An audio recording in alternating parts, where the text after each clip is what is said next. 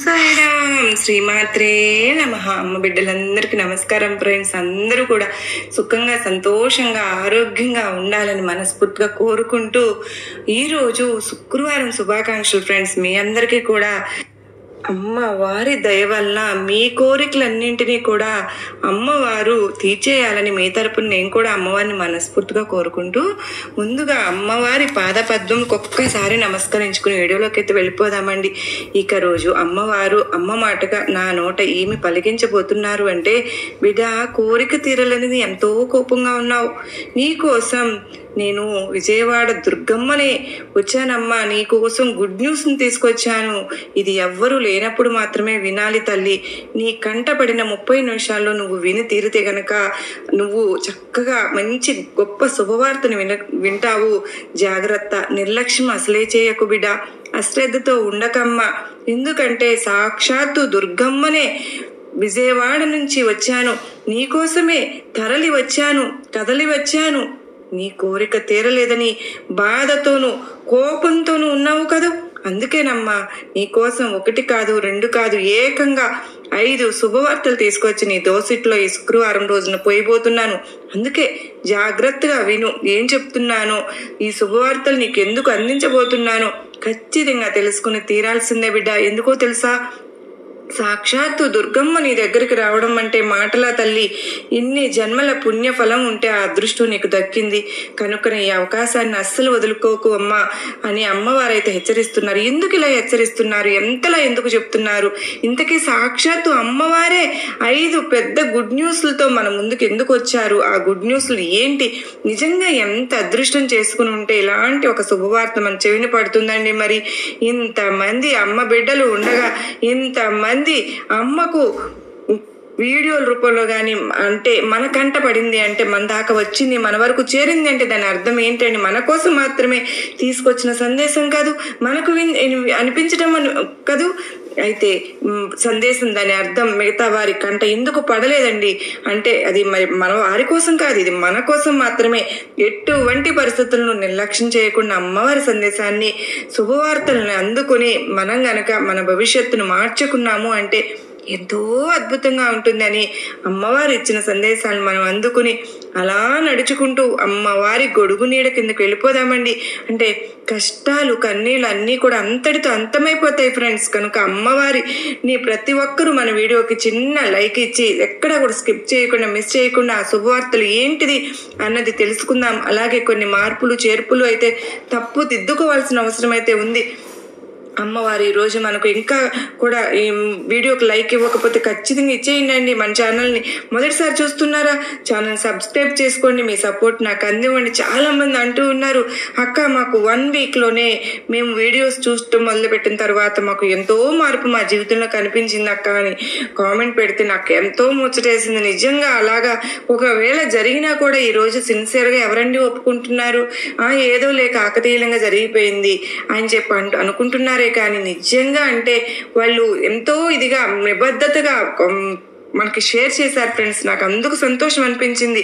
అమ్మవారు మనకు ఎటువంటి సమస్యలను చిటికలు పరిష్కరించడంలో మనకు సహాయం చేస్తారని నాకు తెలుసు. అయితే దాన్ని ఒప్పుకోవడం, నేరుగా మన కామెంట్ సెక్షన్లో షేర్ చేయడం అనేది నాకు మంచిగా అనిపించింది. అలా ప్రతి ఒక్కరూ కూడా మీకు జరిగిన అద్భుతాలను కామెంట్ సెక్షన్లో షేర్ చేయండి. అంత మాత్రమే కాదు ఫ్రెండ్స్, మీకు ఏదైనా సమస్య ఉన్నా కూడా ఖచ్చితంగా మీరు తెలియజేయండి. నేను అమ్మవారి గుడికి వెళ్ళినప్పుడు తప్పకుండా మనందరి గురించి అమ్మవారికి తప్పకుండా పూజ అయితే చేయించుతాను. అర్చన ద్వారా అమ్మవారు మనకు పరిష్కారం అనేది చేయించుతారు. ఖచ్చితంగా మీరందరూ కూడా చాలా జాగ్రత్తగా ఈ సందేశాన్ని విని దానిలో ఉన్న అర్థాన్ని మనం తెలుసుకుందాం. అమ్మవారు ఏది చెప్పినా కూడా దాంట్లో ఎంతో మన జీవితానికి పునాది లాంటి వార్తనే అందిస్తారు అన్న విషయం మనందరికీ తెలిసిన విషయమే కదండి. మరి మీకు చాలా నచ్చుతున్నాయి అని చాలా మంది చెప్తున్నారు. నిజంగా మీకు అంతగా నచ్చినప్పుడు ఒక చిన్న లైక్ ఇవ్వడం మాత్రం మర్చిపోతూ ఉన్నారు ఫ్రెండ్స్. సబ్స్క్రైబ్ చేసుకోవడం కూడా మర్చిపోతూ ఉన్నారండి. దయచేసి మీ సపోర్ట్ నాకు అందించండి.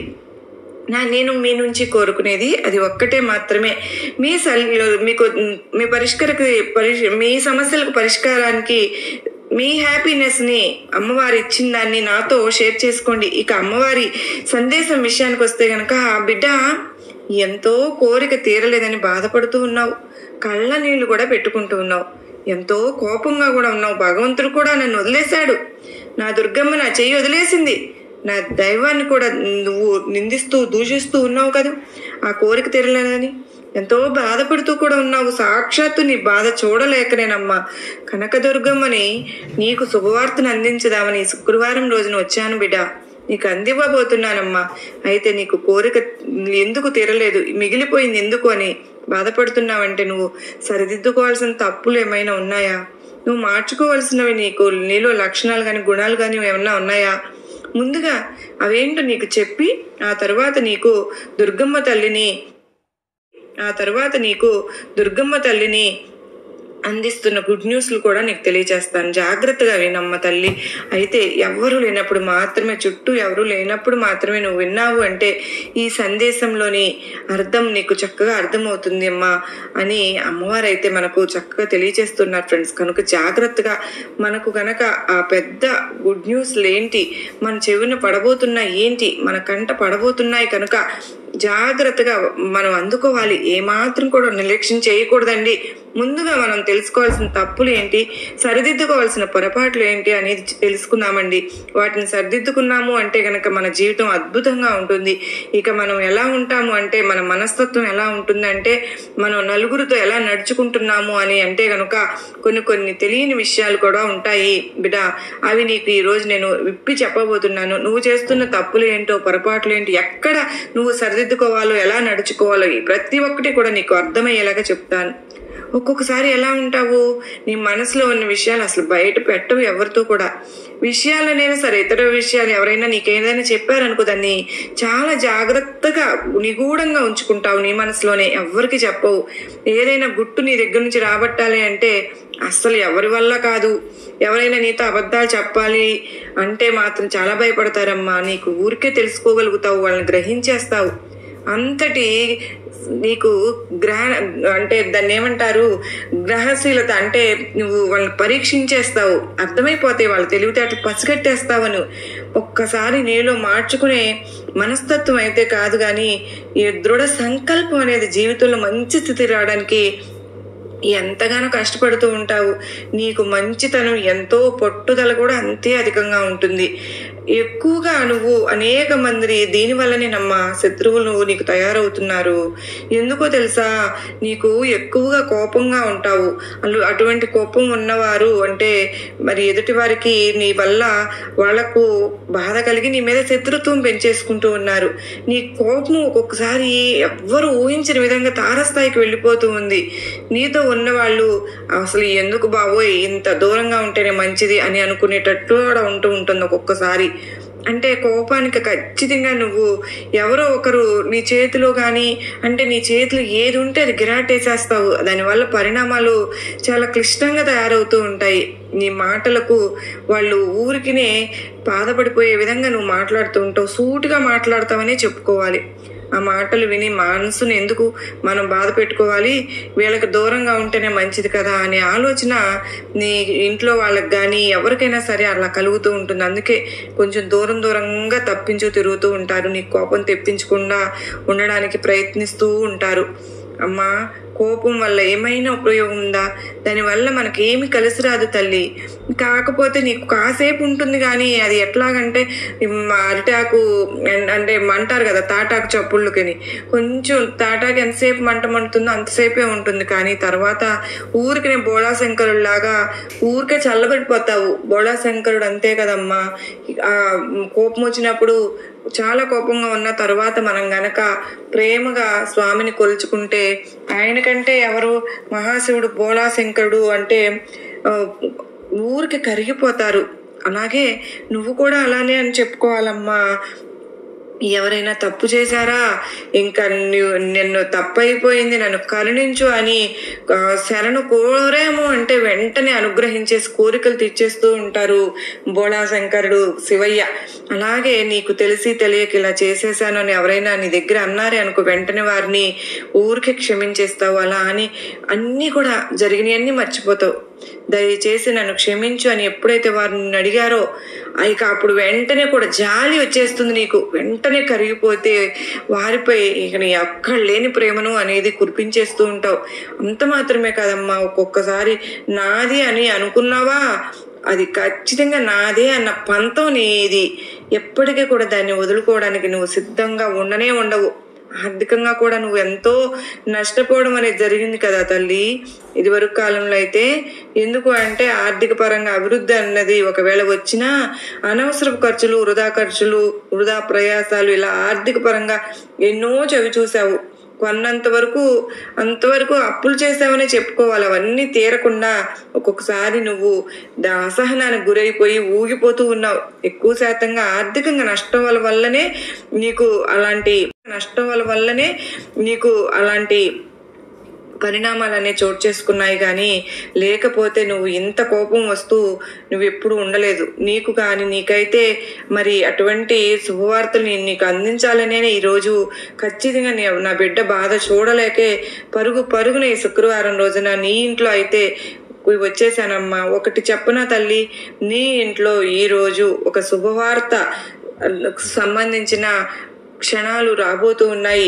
ఏదైనా సరే మీ ఇంట్లో ఎప్పటి నుంచి ఒక శుభకార్యం జరగాలి అని జరిపించాలి అని అనుకుంటున్నారో అది లేట్ అవుతుంది కదూ, దానికి బీజం పడబోతుంది. మనం ఎప్పుడు చేద్దాము ఏంటి అనేది ఈరోజు మీరు చర్చించుకుంటారు మీ ఇంట్లో. అది ఎటువంటి శుభకార్యమైనా కానీ సరే ఖచ్చితంగా దానికంటూ ఈ రోజైతే మాత్రం మీ ఇంట్లో జరిగి తీరుతుంది. దానికోసం ఒక ప్రణాళిక అనేది మాత్రం సిద్ధం చేసుకుంటారనమాట. దానికి ఈరోజు నాంది పడబోతోంది. ఇక మిగతా శుభవార్త ఏంటి అంటే గనక నువ్వు కొన్ని దానికంటే పరిహారాలు చేసుకుంటావు. ఖచ్చితంగా నీకు పాటించవలసి ఉంటుంది కనుకనే చెప్తూ ఉన్నాను. ఈరోజు నువ్వు అంటే దుర్గమ్మగా నేను చెప్తున్నది ఏంటి అంటే నువ్వు జాగ్రత్తగా వినాలమ్మా. చక్కగా ఈ రోజు మొదలు పెట్టుకుని నువ్వు వదులుకోకుండా గనక జాగ్రత్తగా చేసుకుంటున్నావు అంటే గనక నీ ఇంట్లో కనక వర్షమే కురుస్తుందని చెప్పాలి. చూడు బిడ్డ, నీకు అది ఎందుకు చెప్పాను అంటే గనక ఈ సందేశాన్ని వీడియోని అందరూ కనుక ముందు చూసినట్లయితే గనక శుభవార్తలు వస్తున్నాయని చెప్పి వారికి అర్థమవుతుంది. వీరికి మంచి గుడ్ న్యూస్ అందుతాయి, శుభవార్తలు రాబోతున్నాయని మీకు అందరికీ అర్థమవుతుంది. అలా అర్థమైంది అంటే ఆ సమయంలో వాటిని జరగనివ్వకుండా కొంతమంది అడ్డుకుంటారు కనుక మీరు జాగ్రత్తగా నరదిష్టికి నరలాలు పగులుతాయి అనే సామెత ఉండనే ఉంది కదమ్మా. కనుదృష్టి కూడా ఒక్కొక్కరిది అలాగా అనిపిస్తుంది. ఈర్ష్య అసూయలతో ఒక్కొక్కసారి అలా వచ్చిన ప్రభావం మీద వస్తూ ఉంటుంది కనుకనే వెనక్కి వెళ్లే అవకాశాలు కూడా ఉంటాయి బిడ్డ. అంత మాత్రమే కాదు, కొంతమంది వాళ్ళు చాటుగా ఏమంటే మంచిగా మన దగ్గర అన్ని చెప్పించుకుని తరువాత వాళ్ళు ఈర్ష్య ద్వేషాలకు లోనవుతూ ఉంటారు. నువ్వంటే పడని వాళ్ళు, గిట్టని వాళ్ళు, కల్మషం ఉన్న వాళ్ళు ఏం చేస్తారో తెలుసా? ఇంత శుభవార్తలు జరుగుతూ ఉన్నాయి వీళ్ళ జీవితంలో, మాకే ఏమి జరగటం లేదు, ఎక్కడొచ్చింది కనుక వీలైనంత వరకు కూడా నువ్వు వాళ్ళకి దూరంగా ఉండాలి. ఎవరు లేనప్పుడు నువ్వు ఒంటరిగా గదిలో వింటూ ఉన్నావంటే గనక కోపం ఉందో దాని ప్రయత్నాలు కూడా నువ్వు చేసుకుని చక్కగా నీ యొక్క మంచిగా అలాగే నలుగురిలో మనుషులతో కలవడం మొదలు పెట్టావు అనుకో, ప్రతి ఒక్కరి అండా తోడు కూడా నీకు మంచిగా ఉంటుంది. నీకు సహాయం కూడా ఉపయోగపడుతుంది వాళ్ళ ద్వారా. కనుక నువ్వు ఎవరితో కూడా కలవడానికి అంతగా ఇష్టపడటం లేదు కనుకనే చెప్పాను. ఒక్కదానివి అలా ఉండడానికి అయితే ప్రయత్నిస్తున్నావు. కష్టమో నష్టమో నీ లోపలే నువ్వు భరిస్తూ కుమిలిపోతున్నావు. కానీ అది అన్నిసార్లు అంత మంచిది కాదు బిడ్డ. ఒక్కొక్కసారి భరించలేని బాధని ఉన్నప్పుడు నీ అయిన వాళ్ళతో నీ మనసును చాలా దగ్గర వాళ్ళతో నీ సమస్యను పంచుకున్నావు అంటే భారం దిగిపోతుందమ్మా. నువ్వు ఏదైనా కష్టం నుంచి బయటపడటానికి ఏదైనా సరే మార్గం చెప్తారు వాళ్ళు. అది కూడా మంచి వారితో మాత్రమే నీ మేలు కోరుతారు చూడు, వాళ్ళతో మాత్రమే మనసు విప్పి మాట్లాడు. వారు ఏదైనా సహాయం కావాలనుకుంటే తప్పకుండా ఎదుటి వ్యక్తులతో మాట్లాడుతూ ఉంటావు. కనుక నువ్వు బయటకు వచ్చి చక్కగా జనాల్లో కలిసి మనుషులతో తిరుగుతూ అందరితోనూ కలుపుగోలుతనంగా ఉంటూ మాట్లాడడం చేస్తూ అందరితో కూడా చక్కగా మసలుకుంటే గనక ఖచ్చితంగా దాని నుంచి నీకు మంచి జరుగుతుంది. నీకు చాలా మంచి చేకూరుతుంది. కనుకనే ఖచ్చితంగా అందరితోనూ నువ్వు కలవడానికైతే ప్రయత్నం చేయి తల్లి. ఒంటరిగా ఎప్పుడు కుమిలిపోతూ కూర్చోవద్దమ్మా. నీకు చక్కగా మంచి మంచి శుభవార్తలు నేను అందిస్తాను అని చెప్తూ ఉన్నాను కదా. నువ్వు అంటున్నావు అమ్మ దుర్గమ్మ, ఎప్పటి నుంచో నేను చిన్నదో పెద్దదో ఒక చిన్న ఇల్లు అయితే కావాలి అని చెప్పి అడుగుతూ ఉన్నావు. ఎన్నాళ్ళుగానో నీకు సొంత ఇంటి కళ అనేది అలాగే ఉండిపోతుంది, నీతో పాటే వెంటాడుతుంది కదూ దుర్గమ్మ. నేను కొత్త ఇంట్లో కళ అనేది నాకు తీరుతుందా? ఈ అద్దెళ్లలో ఉండలేకపోతున్నానమ్మ. వాళ్ళనే చిన్న చిన్న మాటలైనా సరే నా మనసును ఎంతగానో గుచ్చుకుంటున్నాను. చిన్నదో పెద్దదో మన సొంత ఇంటిలో ఉంటే ఎవరు మన కదపరు కదా. ఆ అవకాశం అనేది ఉందా తల్లి అని ఎన్నోసార్లు అడిగావు కదా బిడ్డ. చిన్న ఇల్లేంటమ్మా, నీకు మంచి ఇల్లే, నీకు సొంత ఇల్లు నువ్వు కొనుక్కుంటావు తల్లి. ఖచ్చితంగా నేనైతే ఒకటి చెప్తాను, లేదంటే నీకు ఈరోజే నీకు నువ్వేదైతే కోరుకుంటున్నావో బిడ్డలు, అమ్మ బిడ్డలు, దానికి ప్రయత్నాలు అయితే మీరు మొదలు పెట్టుకోవడానికి చాలా మంచి సమయం అన్నమాట. మీరు ప్రయత్నాలు అయితే మొదలు పెట్టుకోండి. అనారోగ్యంగా ఇబ్బంది పడుతున్నాను అన్నావు, అది కూడా నీకు ఈ రోజు నుంచి మంచిగా నీ మనస్తత్వంలో మార్పులు కలిగి ఆ దీర్ఘకాలిక అనారోగ్యం నుంచి ఎప్పటి నుంచో ఉందో నీకు అది బాధలన్నీ కూడా తగ్గిపోతాయమ్మా.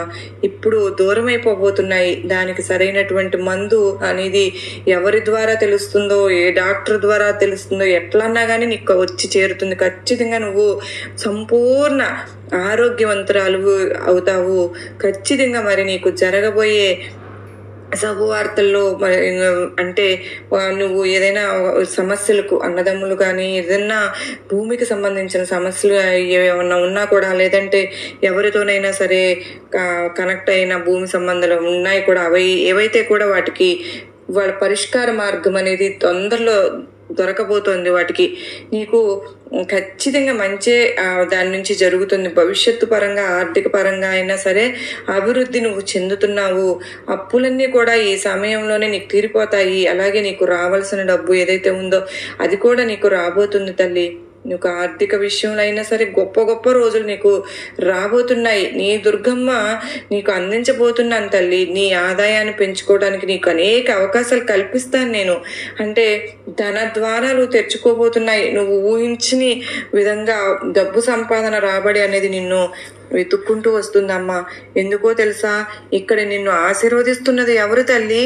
నీ సాక్షాత్తు దుర్గమ్మను కదా. నీ తల్లి నిన్ను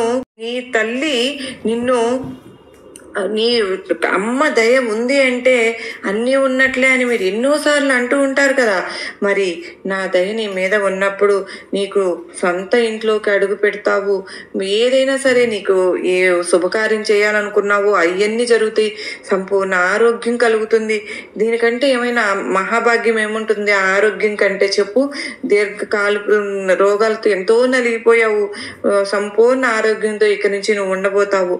అలాగే నీకు ఏదైనా సరే ఎవరితోనైనా కోర్టు సమస్యలు, ఎన్ని ఇబ్బందులు ఉన్నాయి కదూ. ఇవి మరీ ముఖ్యంగా అంటే అమ్మ, డబ్బు లేనిదే అసలు మనకు జీవితం గడవటం లేదు. 500 రూపాయల కాగితం తీసుకెళ్తే 5 నిమిషాలు ఉండట్లేదు. అంటే ప్రతి ఒక్కటి జీవితం అంతా డబ్బుతోనే మొదలవుతుంది. క్షణం కూడా డబ్బుతోనే మొదలవుతుంది. వెతుక్కుంటూ ఆ డబ్బు అనేది రాబోతుంది. ఇంతవరకు నువ్వు అప్పులతో ఎంత బాధపడ్డావో, అప్పులు కట్టలేక ఎంతెంత అల్లాడిపోయావో అవన్నీ కూడా తీరిపోబోతున్నాయి బిడ్డ. అంతమైపోతున్నాయి. అప్పుల బాధ నుంచి బయటపడి నువ్వు హాయిగా గుండెల మీద చెయ్యి వేసుకుని పడుకోబోతున్నాము అంటే అద్భుతమైనటువంటి సమయం నీకు వచ్చిందమ్మా.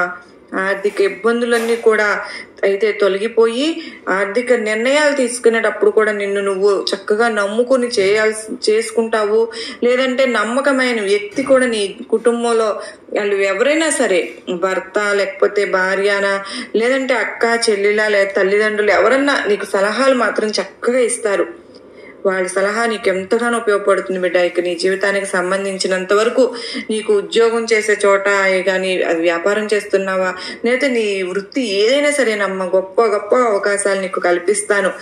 ఇక ముందు నిన్ను చూసిన వాళ్ళు, నేను ఎంతకాలం చూసింది వీళ్ళైనా అసలు అన్నంతలా నువ్వు మారిపోతావు.